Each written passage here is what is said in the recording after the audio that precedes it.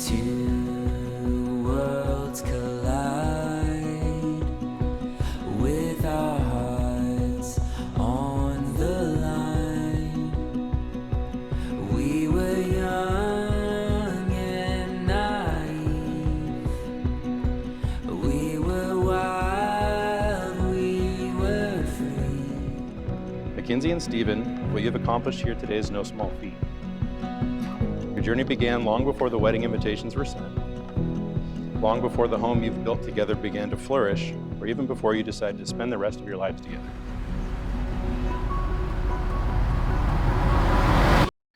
Your journey began the moment you first met 7 years ago, from that very first pitcher of beer at the Bear in Chico.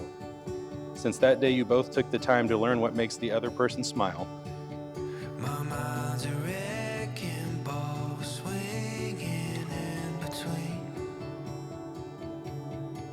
doubts and fears and all the things that I can't see. In a world where all the parts feel incomplete.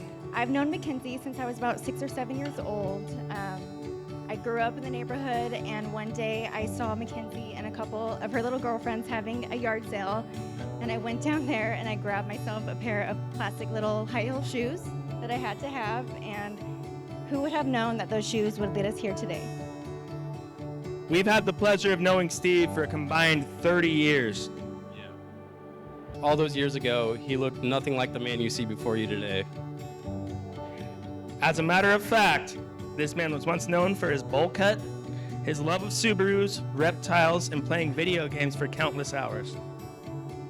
After Steve's awkward high school years, Steve and I headed up to college in Chico where he met Mackenzie. Throughout those years in Chico, Mackenzie and Steve's love grew and blossomed, and I think we can all agree it has grown into something more beautiful than we could have ever imagined.